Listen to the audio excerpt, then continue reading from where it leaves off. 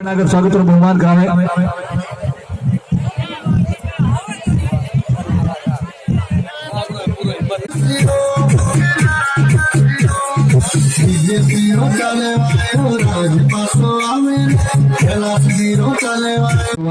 बहुमान करावे राणाराम जी ढाका अंडाराम जी मेघवाल मंच पर आए और कैलाश जी का दुपट्टा पहनाकर स्वागत और बहुमान करावे।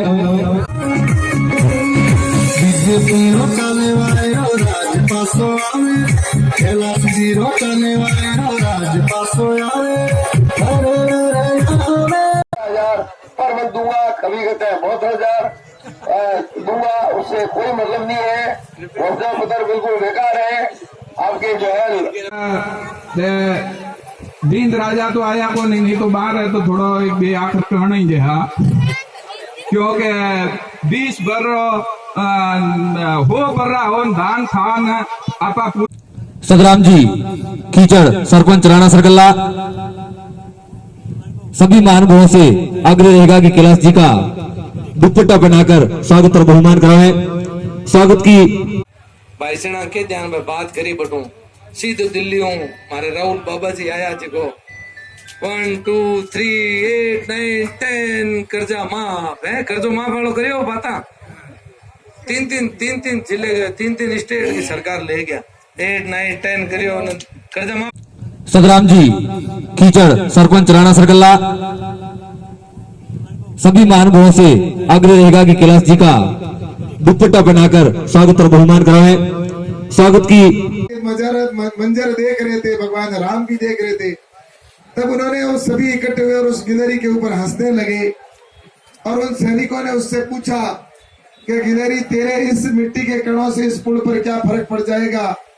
इतने सारे हम बड़े बड़े पत्थर डाल रहे हैं तब जाकर ये पुल बन रहा है। तेरे एक इस जो जीत के गए लेकिन कभी वापस नहीं आए, जिसकी वजह से मेरा जैसलमेर और बाड़मेर क्षेत्र है वो बहुत पीछे रह गया।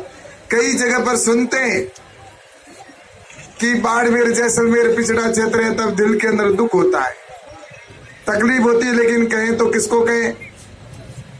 लेकिन अगर प्रधानमंत्री अटल बिहारी जी वाजपेयी जी अगर हमारे गांवों के अंदर प्रधानमंत्री सड़क योजना नहीं बनाते तो मैं सोचता हूँ आज दिन तक हम महरूम रहते सड़कों से। शुरुआत की है तो हमारे प्रधानमंत्री अटल बिहारी जी वाजपेयी जी ने की और उसके बाद में हमारे देश के प्रधानमंत्री नरेंद्र मोदी जी ने जो विकास करवाया है वो आप सबसे छुपा हुआ नहीं है।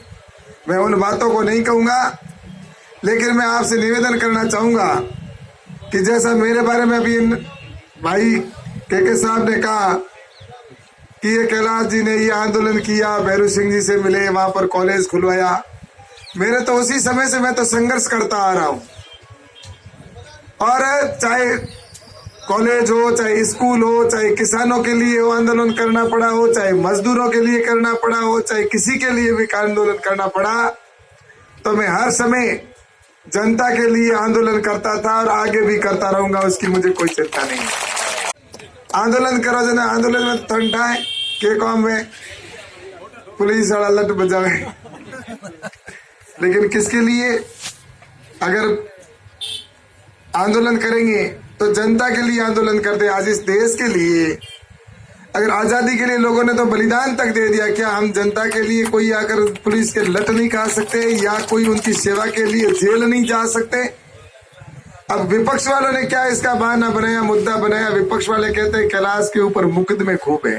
क्या को ठीक है, हिस्ट्री सीट। हाँ सही कह रहे हैं।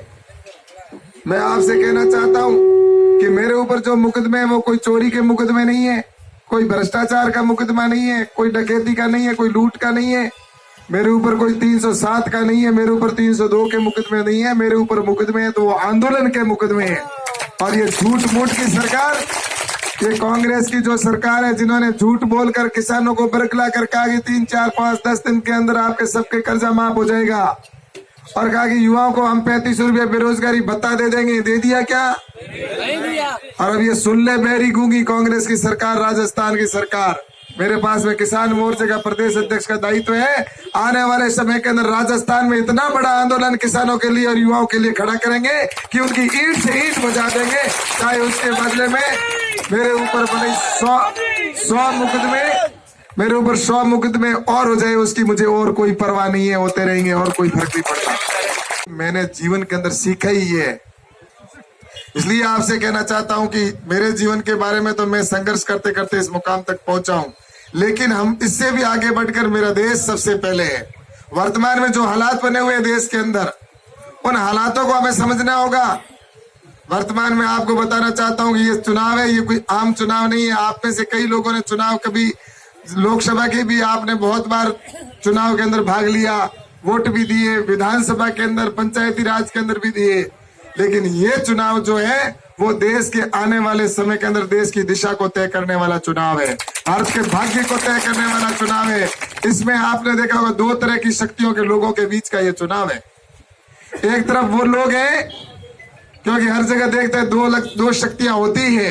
एक तरफ वो लोग हैं जो भ्रष्टाचारी है, जिन्होंने देश के गरीब व्यक्ति का खून चूसा और विदेशों में पैसे जमा करवाए, तो दूसरी तरफ वो लोग हैं जो ईमानदार लोग हैं, और एक तरफ वो लोग हैं जो भारत माता को गाली देते हैं, तो दूसरी तरफ भारत माता की जय बोलने वाले लोग हैं। एक तरफ वो लोग हैं जो आतंकवादी को भी जी कहकर पुकारते हैं, हाफिज सईद जी, अफजल गुरु जी, अजहर मसूद जी, बढ़ के क्या बताओ, अजहर मसूद जी, जोने कोई होंगे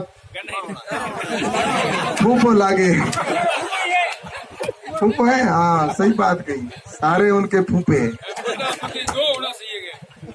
तो वो एक तरफ वो लोग हैं जो आतंकवादी को पीछे जी लगाते हैं, तो दूसरी तरफ आतंकवादियों का संहार करने वाले हैं। अब आपको तय करना है कि आपको किसके साथ रहना है।